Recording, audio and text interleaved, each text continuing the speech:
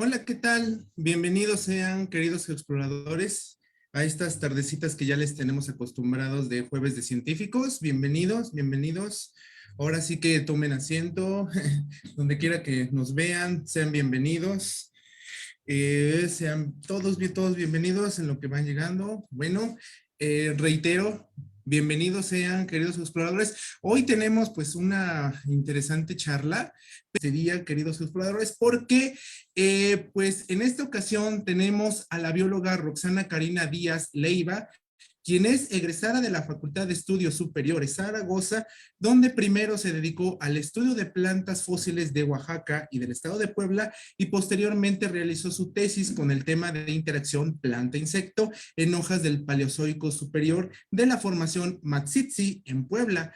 Ha participado como ponente en varios simposios, cursos y charlas sobre paleontología, y actualmente pues es colaboradora activa del grupo de GeoExplora, donde imparte pláticas y cursos relacionados con la paleontología, y pues es una excelente compañera. Bueno, bienvenida, Cari.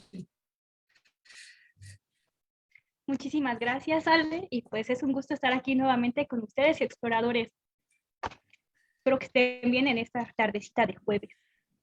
Perfecto, Cari. Pues bueno, en este interesantísimo tema, pues es todo tuyo, esta charla de hoy. Muchísimas gracias, Ale, y bueno, voy a compartir mi pantalla. Me dice si se ve por ti, Ale.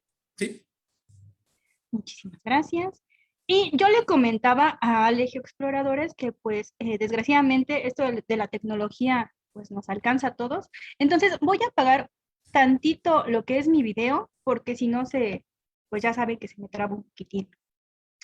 Pero bueno, me gustaría iniciar con esta bonita imagen que es la recreación de Meganeuria moni, que es una libélula gigante de aproximadamente unos 70 centímetros de envergadura del Carbonífero, que bueno, personalmente es de mis animales favoritos en todo el registro fósil.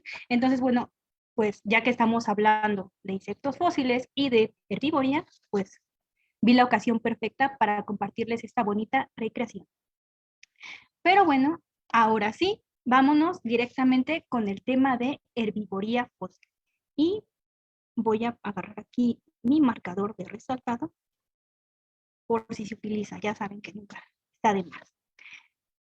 Ahora bien, chicos, como sabemos, las plantas han evolucionado hasta ser uno de esos organismos dominantes de nuestro planeta, y su valor ecológico de hecho es bastante fundamental, ya que de ellas dependen la mayoría de las especies, y bueno, son la base de la cadena alimenticia para más de 1 millón de especies de insectos solamente en la actualidad. Entonces, bueno, a este tipo de interacción entre las plantas y los insectos se les conoce como herbivoría. Y bueno, para entrarnos un poquito más en esto de los insectos, rápidamente vamos a recordar que los insectos son animales invertebrados del filo de los artrópodos. Que recuerden que todos los insectos son artrópodos, pero no todos los artrópodos son insectos. Entonces, bueno, con esto en mente, vamos a continuar. Pero ahora bien, ¿cómo nosotros sabemos que un insecto tuvo interacción con una planta en el pasado? ¿Cómo es que los paleontólogos pueden saber que este insecto de aquí, esta libélula de acá, tuvo interacción con esta planta fósil de acá? Bueno, pues para eso tenemos lo que es la herbivoría. Es esta interacción que nos intenta explicar cómo es que este insecto de aquí está relacionado con esta plantita de acá. Ahora bien, en la actualidad, esta evidencia de interacción queda expuesta por los daños que se le ocasionan a las plantas. Este daño se reconoce por la cicatriz, que es este borde que vemos aquí más cerquita en nuestra imagen. Si ustedes se dan cuenta en la imagen, tenemos como un borde más gruesecito, hasta se ve como de otro color. Bueno, este es un borde de cicatrización y es como más gordito. Y si nosotros viéramos en el registro fósil, si nosotros vemos en un microscopio, podemos darnos cuenta que prácticamente se ve igual. Ese borde como más gruesecito. Entonces, bueno, así sabemos que esta planta fue depredada por un insecto.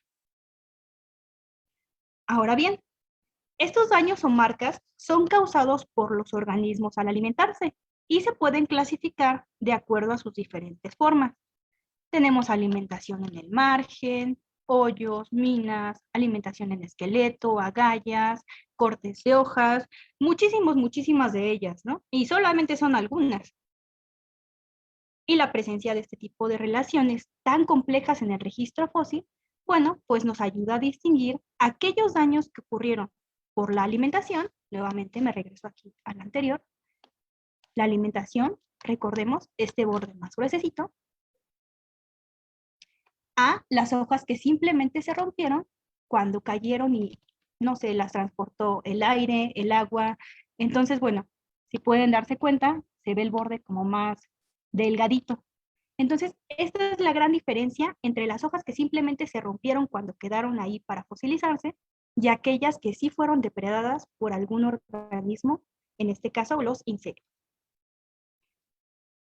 Bueno, pero vamos a ver rápidamente algunas de estas formas.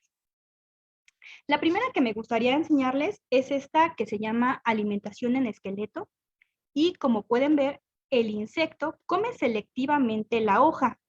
¿Qué quiere decir esto? Bueno, los animales crean hoyos entre las venas de las hojitas. Fíjense cómo aquí se ven estos espacios en blanco. Bueno, es la zona donde estos animales se lo comieron. Y un ejemplo de insecto que en la actualidad tiene este tipo de alimentación, pues son los escarabajos japoneses, que los puse aquí de ejemplo. Estos los podemos encontrar habitualmente en las rosas y bueno, fíjense cómo son sumamente similares los daños, prácticamente se ven iguales. E incluso nos ayuda bastante que esta hojita, bueno, se vea bastante bien fosilizada, ¿verdad? Continuamos con otra que es la alimentación a lo largo de la lámina o también lo que se conoce como perforaciones y o succiones. Esto sucede cuando la alimentación se da a lo largo del borde de la hoja, como está haciendo aquí nuestro pequeño amigo que está comiendo su hojita. Como pueden ver, el insecto, bueno, literalmente está arrancando trozos de la hoja y son trozos relativamente grandes o en su defecto se producen pequeñas perforaciones en las hojas. Esto es producido mediante el aparato bucal del insecto al alimentarse. Y bueno, algunos insectos, de hecho, en la actualidad todavía se alimentan de estas formas, por ejemplo, las orugas o las larvas de los lepidópteros. Y bueno, también los altícinos me parece que se alimentan de esta forma. Entonces, bueno, si tienen dudas, los altícinos son estos pequeños coleópteros que tengo por aquí abajo. Pero bueno, rápidamente recordando, las perforaciones y succiones los hace el insecto al alimentarse con su boquita. La siguiente que quiero que vean ustedes es una de las más interesantes, de hecho, las llamadas agallas o cecidias. Y bueno, son bastante fascinantes, pero ¿qué son? En palabras simples, son formaciones anormales en los tejidos u órganos de las plantas. Estas son causadas al alimentarse o bien por la puesta de huevecillos. Esto por parte de un organismo, pues como son los insectos, ¿verdad? Y bueno, básicamente esto significa que un insecto cualquiera, al efectuar la puesta de sus huevecillos sobre una hoja o un tallo, perfora un orificio en el tejido de la planta y bueno, se dedica a insertar sus huevos. Cuando estos eclosionan, las larvas comienzan a alimentarse, provocando pues una reacción en los tejidos y en lo que es la fisiología de la planta. Y bueno, esto termina en la formación de una agalla. Y si se dan cuenta, las agallas, bueno, no tienen una forma en específico, ¿verdad? Pueden ser ovaladas, circulares, en forma de cerillo también se les conoce, esféricas, alargaditas. Entonces, bueno, son de diferentes formas y tamaños y sobre todo este tipo de interacción está determinado específicamente por la especie de insecto que la produce. Así es que, bueno, casi siempre se puede identificar al insecto que produjo la agalla, ¿ok? Estas estructuras son un medio efectivo para que, bueno, el insecto pueda procurarse nutrición, tenga cobijo del medio ambiente, de los enemigos naturales, y así pueda asegurar lo que es su supervivencia de las larvas y pues, por consecuencia de la misma especie. Y como un dato curioso, las agallas más antiguas que tenemos aquí en el registro fósil datan del Cretácico y de hecho se cree que fueron hechas por insectos himenópteros, posiblemente sinfitas, que son animales parecidos a este que tenemos por aquí abajito. Entonces ese es como un dato curioso que les quería compartir. Otro tipo de interacción que a mí me encanta y se ve muy, muy bonito son las minas. Este se da cuando el insecto se alimenta de lo que es el tejido de la planta y se pueden observar galerías o túneles con formas diferentes. Así como lo está haciendo aquí nuestro amiguito en esta hojita, el insecto va haciendo estas galerías por adentro de lo que es el tejido de la planta. Entonces, bueno, la forma de la mina y la identidad de la planta huésped, de la planta a la que se comieron, son súper útiles para determinar qué especie de insecto provocó esta mina. Entonces, nuevamente, al igual que con las agallas, si tenemos la planta huésped del nombre y vemos la forma de las agallas, probablemente podremos saber qué insecto fue el que hizo este tipo de interacción.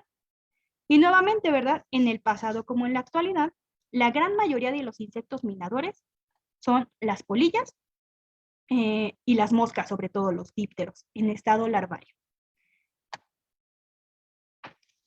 Otro que tenemos también por acá es la ovoposición. La ovoposición en palabras simples es la puesta de huevecillos a través de lo que es la estructura abdominal del insecto. Esto pues sobre una superficie que resulte adecuada. En este caso, la superficie, bueno, es la hoja, ¿ok? Entonces, bueno, el insecto utiliza la hoja y más específicamente hace uso de lo que es la agalla, que ya habíamos hablado de ella previamente. Y bueno, esto lo ocupa como un medio de protección y de alimentación. Ahora bien, existen dos tipos de ovoposición. La ovoposición exofítica, que es la puesta de huevos bajo un mucus que los cubre estos huevecillos. Y bueno, afortunadamente, si tienen mucus, probablemente se pueda preservar durante la fosilización, que es esta como parte más negrita que vemos aquí al ladito. Y ahora bien, tenemos el otro tipo de ovoposición, que es la llamada endofítica, que son los huevos solitarios dentro de los tejidos de la planta. Se ven prácticamente similares a estos que tenemos por aquí, pero hagan de cuenta que tienen el tejido de la planta cubriendo.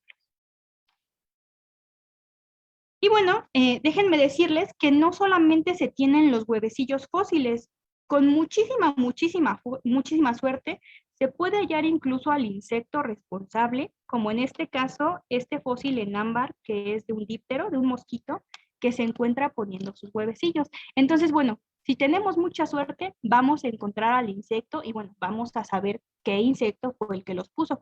Pero habitualmente solamente encontramos este tipo de traza solita.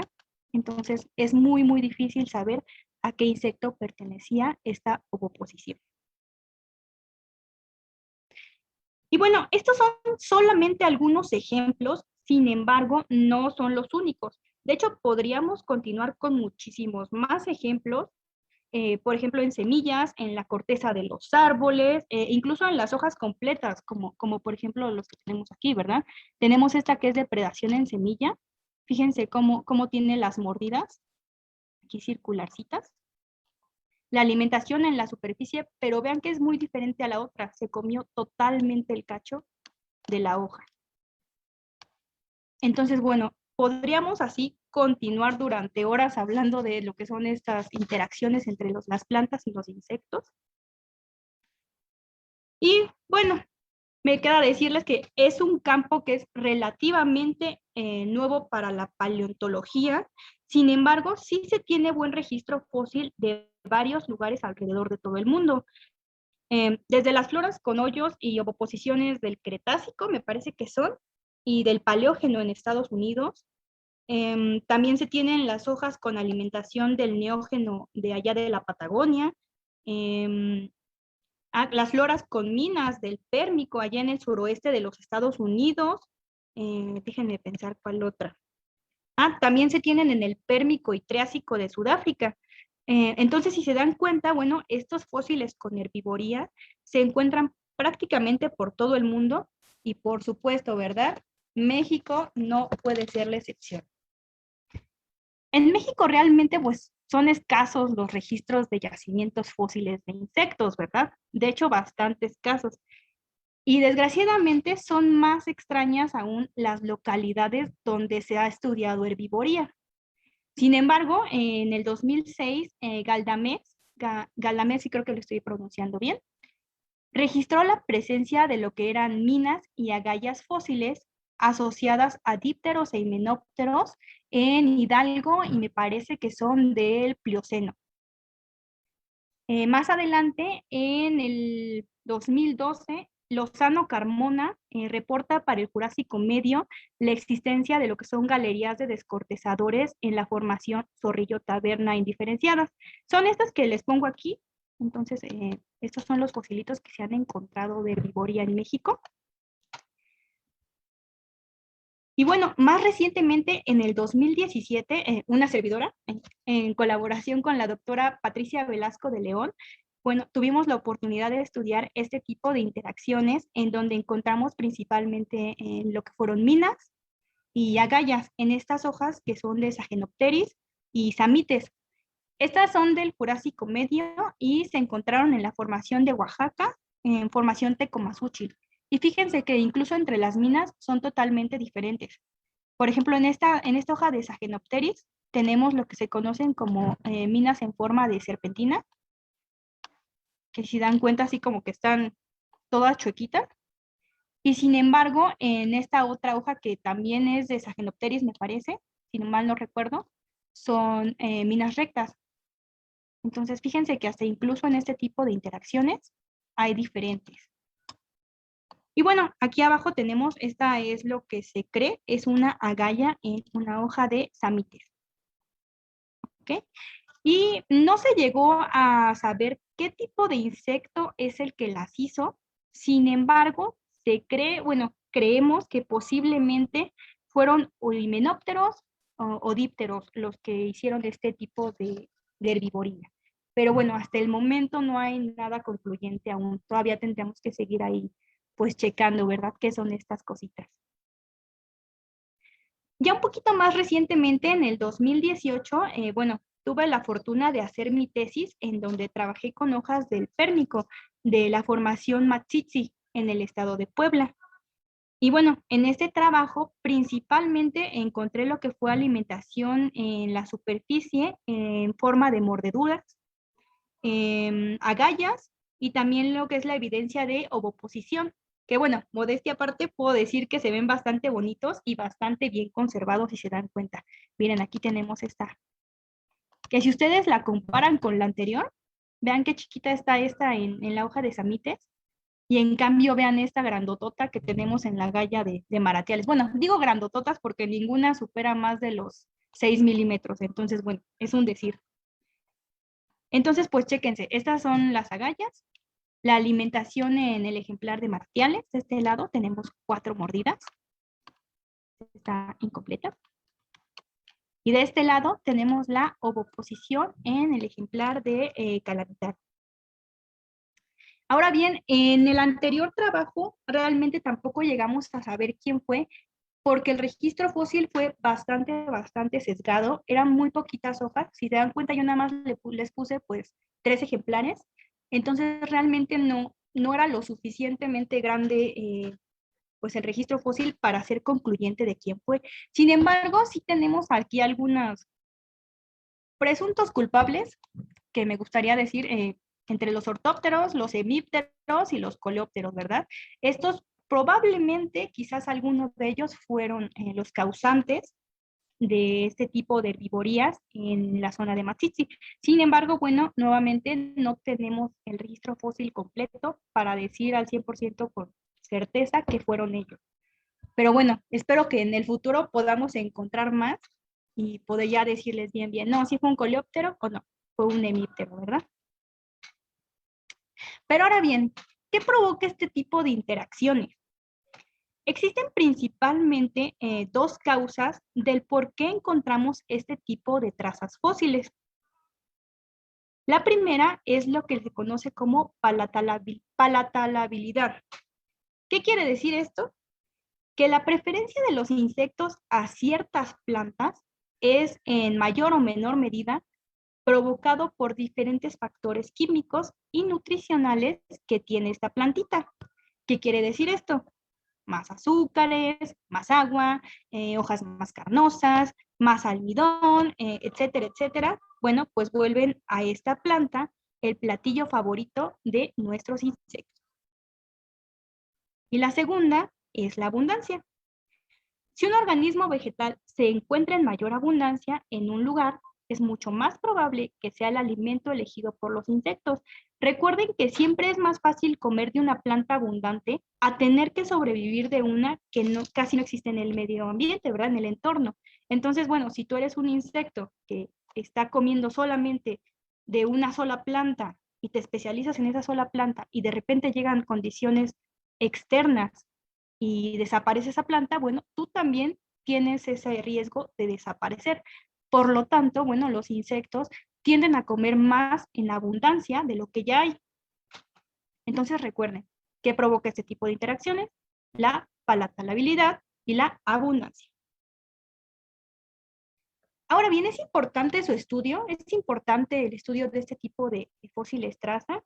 Pues sí, totalmente, ya que el análisis de estas trazas pues brinda un nuevo aporte al conocimiento paleontológico, debido a que, bueno, son muy pocos los hallazgos de este tipo para México y para el resto del mundo.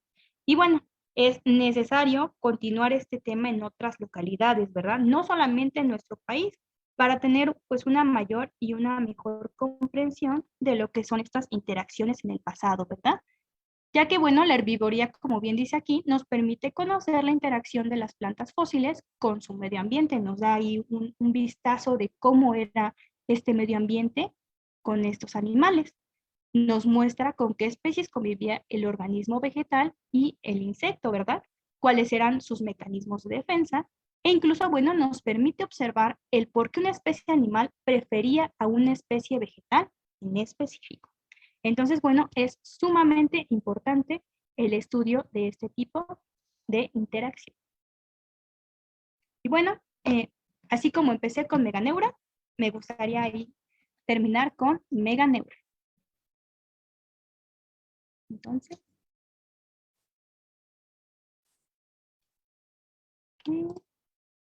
déjenme dejar de compartir mi pantalla y ahora sí encender mi video. Ok, pues muy bien. La verdad sí que fue una charla muy interesante, sobre todo porque, como bien lo comentó Cari, a veces no hay mucho en el registro fósil, pero lo que tenemos, pues vale la pena comentarlo, ¿no? Sí, es Eh, bastante sesgado. sí, pues geoexploradores, ya saben que pueden ustedes estar preguntando lo que pues sea del tema, bueno, de las preguntas que sea relacionada al tema, chicos. Y vamos a pasar con una pequeña actividad, bueno, pequeña, grande actividad, en el sentido de que vamos a mencionar pues una pequeña pregunta, ¿sale? Para que se puedan ganar el 20% en lo que vendría siendo nuestros taller, bueno, nuestro curso de ballenas prehistóricas que ya se los había comentado desde el principio. Y para los geoexploradores que nos acompañan en esta charlita, pues ahorita vamos a contestar sus preguntas, geoexploradores. Mencionen al menos una de las diferentes formas de herbivoría de las que se habló hoy para ganar el 20% de descuento en el taller, bueno, curso taller ballenas prehistóricas. Que va a estar muy Mientras, bueno, por cierto, ¿eh? así es, y tenemos algunos saludos. Aldo Fomisaurus Kazan nos dice saludos, Aldo. Saludos, Itzel, Aldo. Itzel Rovira Álvarez nos dice, eres genial, Cari-chan. Ay, gracias, Itzel, tú también. Lois Felicity nos dice, saludos, interesante tema. Gracias, gracias. Ulises Carrillo nos dice, excelente tema. Gracias, Uli. Y Adriana Miranda nos dice, Cari, ¿qué tan común es ver la interacción de estos organismos planta-insecto en el registro fósil? Pues es pues no es común. De hecho, es muy, muy difícil de encontrar, pero tengo una teoría, no es tanto que no se den tan comúnmente, sino que no todos se avientan a estudiar este tipo de interacciones o peor aún, tienen las hojas y de repente quizás está solamente rota, entonces no se estudia más a fondo. Quizás si vamos a las colecciones y buscamos entre las hojas, podremos encontrarla. Sin embargo, bueno, hasta el momento es muy poquito el registro fósil aquí en México y en el mundo, de hecho, también, pues no es mucho. Pero bueno, queda ahí la situación de irlos a estudiar, ¿verdad? Ok. Recuerden, geoexploradores, dejar sus preguntas. Ya lanzamos la primera para que se ganen el 20% de descuento en nuestro curso de ballenas prehistóricas. Les repito la pregunta. Mencionen al menos una de las diferentes formas de herbivorías de las que se mencionó el día de hoy. ¿Sale? Ok. Y si, bueno, yo tengo algunas, Cari. Sí, tú pregúntame. No sé si, por ejemplo, vistes otro tipo pues de estas evidencias en otros fósiles de plantas de otras formaciones del Jurásico. Del Jurásico, sí, te digo que en Sagenopteris había minas y había mordeduras y había gallas. La cosa con este tipo de fósiles es que, insisto, son muy poquitos y pues básicamente son minas, agallas y mordeduras. Ahora que si hablamos de otra zona, por ejemplo esa de Zorrillo Taberna, que yo no la estudié, la estudiaron otros científicos, pero bueno, tuve la oportunidad de leer el artículo y ver las fotos. Esos eran galerías, pero era en la corteza de un tronco, entonces son galerías de descortezadores. Y me parece que, déjame ver, bueno, es que vi bastante tipos de herbivoría, pero todas fue en artículos. Ya yo verlas presencialmente, únicamente minas, agallas y mordeduras. Ok, Cari. Tenemos más preguntas. Lucas Matías Castro nos dice, ¿se sabe algo de la dieta de Meganeura? Porque no sé si los documentales dieron alguna idea equivocada sobre eso o es pura especulación. No, mira, Meganeura era carnívora, esos comían otro tipo de animales, sin embargo, sí tenían interacción con plantas en la forma de ovoposición, que son estas, cuando estos animales ponen sus huevecillos en las hojas. Sin embargo, bueno, no, que hayan mordido las hojas o hayan hecho minas, no, eso sí no lo hacían, solamente ovoposición. Ok, tenemos más preguntas. Randall Loy nos dice, ¿tenemos algún registro de herbivoría del carbonífero? Del carbonífero aquí en México. Me parece que no, al menos no he leído ningún artículo del carbonífero. Sin embargo, déjame pensar, no, creo que no, ¿eh? No me acuerdo haber yo leído del carbonífero. Sin embargo, bueno, del pérmico sí hay bastante.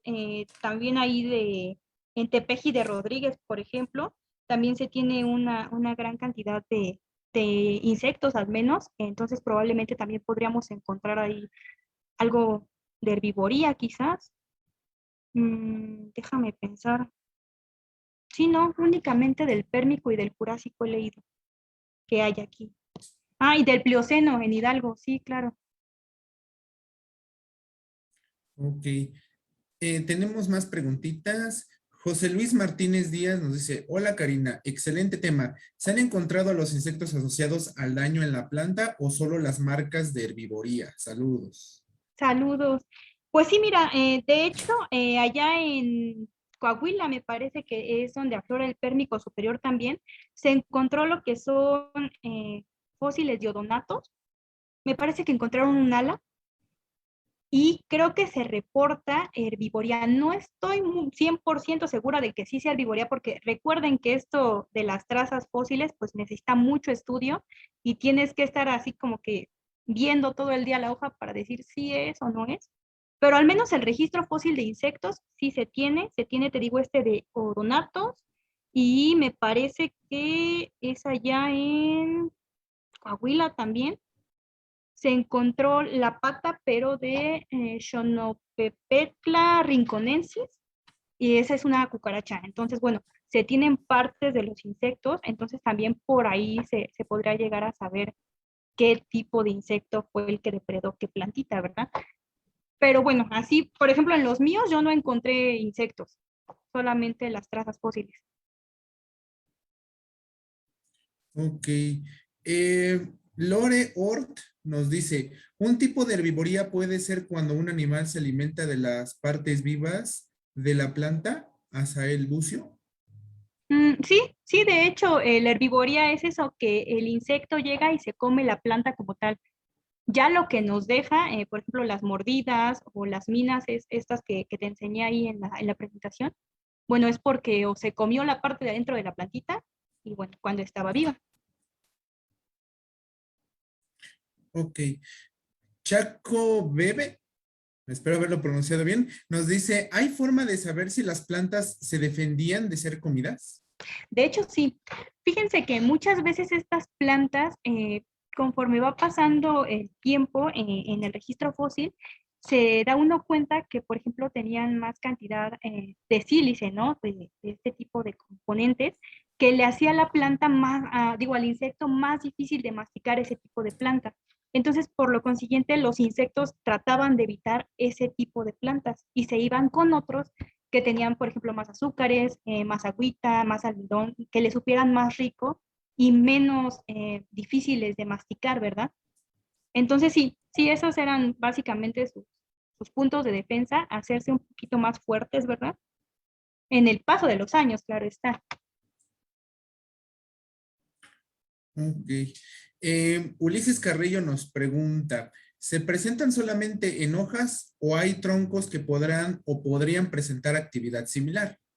Sí, sí, de hecho, en casi todas las partes de las plantas, hasta en las semillas, en los troncos, vemos estas acciones de los descortezadores. eh, Vemos también que había algunos insectos que incluso podían morder lo que es la corteza de los árboles. Y se tiene también el registro de ese tipo de mordeduras. Entonces, sí, si era planta, probablemente vas a encontrar ahí herbivoría. Ok. Sombra Soldic Melark Evans nos dice, saludos, creo que ya tenemos la respuesta. Dice, el tipo de herbivoría que se habló fueron las minas y las mordeduras, si no mal recuerdo. Muy interesante tema. ¿Es Con, correcto? Sí. así es, bueno. Sombra Soldic Mellard Evans, felicidades, has ganado lo que pues ya estás dentro del taller, bueno, el curso de ballenas prehistóricas que vamos a dar, entonces felicidades, felicidades. Y vamos entonces, ¿qué te parece, Cari? ¿Lo eliges tú el siguiente premio? ¿El de 40 o el de 30? Tú eliges. Es tu No, tema. el de 40 para que, para que valga la pena el de 40. El de 40. Muy bien, chicos. Pues pongan atención, voy a soltar la siguiente pregunta. Ejemplo de un insecto en la actualidad que tiene alimentación en esqueleto y se mencionó en la presentación. Repito la pregunta para que se ganen el 40% en la primera sesión de paleoarte de nuestros cursos sabatinos. Repito la pregunta, ejemplo de un insecto en la actualidad que tiene alimentación en esqueleto y se mencionó en la presentación. Entonces, pregunten, exploradores. Tenemos otra pregunta para Cari. Dice Karen Contreras Gaviño. Nos dice, hola Karina, me encantó tu explicación. Me interesó mucho el tema. ¿Algún artículo o material del cual pueda basarme para saber más acerca del tema? Uy, de hecho hay bastantes. Hay un señor que es entomólogo, que es de la Universidad de Chicago, es el doctor Conrad Lavandeira, y precisamente, bueno, de él muchos nos basamos para saber un poquito más de esto de herbivoría, es uno de los pioneros. Entonces, ahorita no tengo el nombre en específico, pero es algo así en español como la guía entre las interacciones insecto-fósil de Konrad Lavandeira.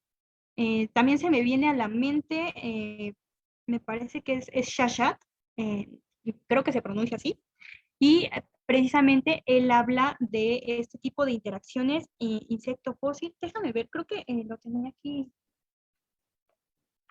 Bueno, si no, ahorita en las preguntas se los escribo, porque sí son muy, muy buenos sus artículos.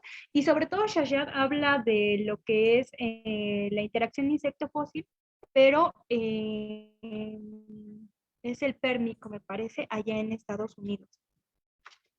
Sí, pero no, sobre todo la bandera, ¿eh? Ese es de cajón y trae unas imágenes súper bonitas, están muy, muy bien conservadas y son ejemplares del Cretácico y de allá de Estados Unidos y de aquí de la Patagonia. Entonces, bueno, están súper bonitas. Recuerden seguirnos mandando sus preguntas, geoexploradores. Recuerden que ya les solté la pregunta para lo que es el 40% de nuestros cursos de Paleoarte, pues, ahora sí que talleres sabatinos.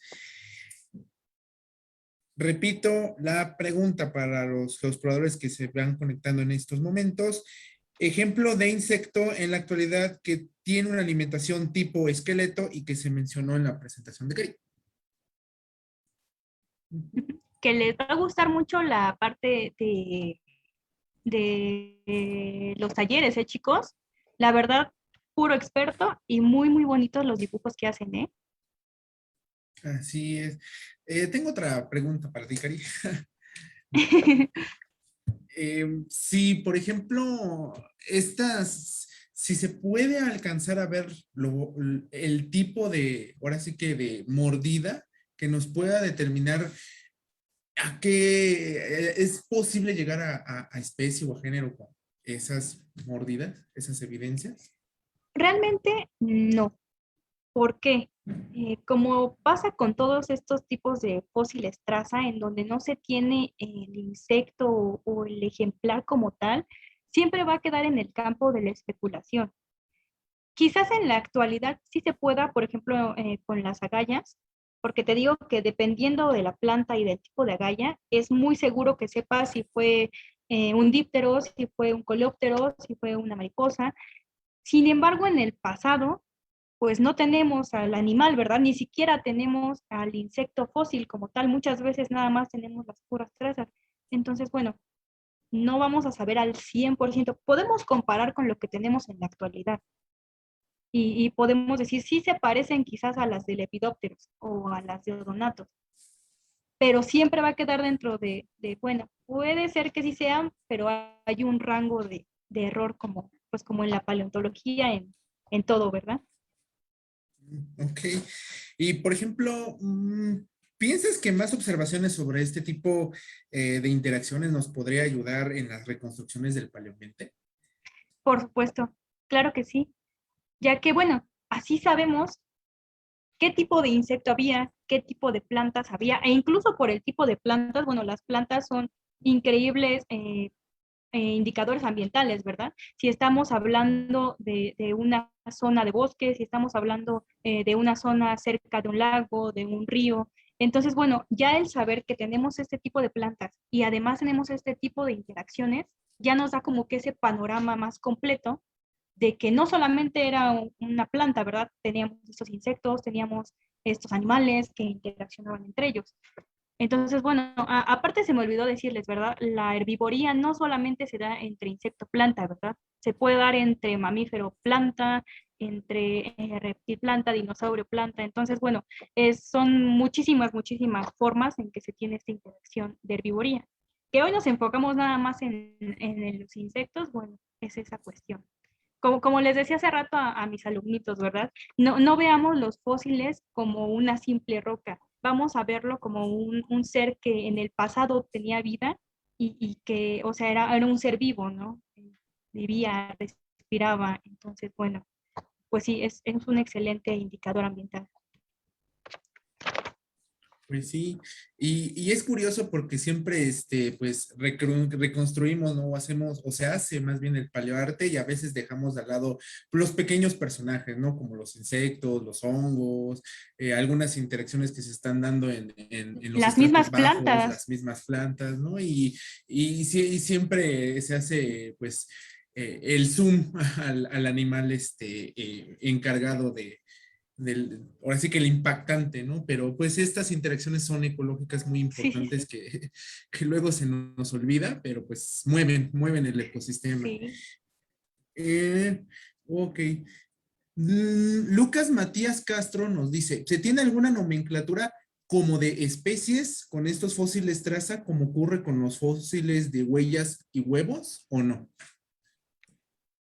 Nuevamente, repítemelo, Alex, porque te me trabaste tantito. Ok, repito la pregunta.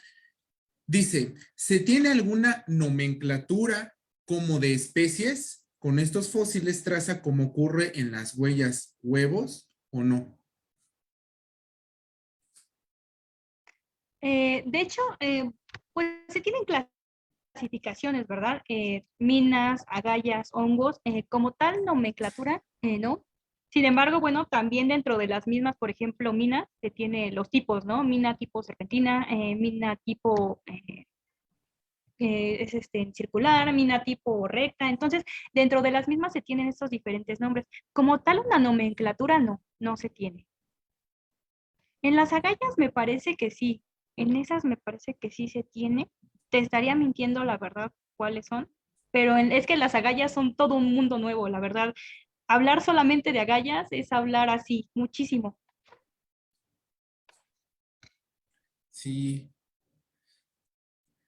así es.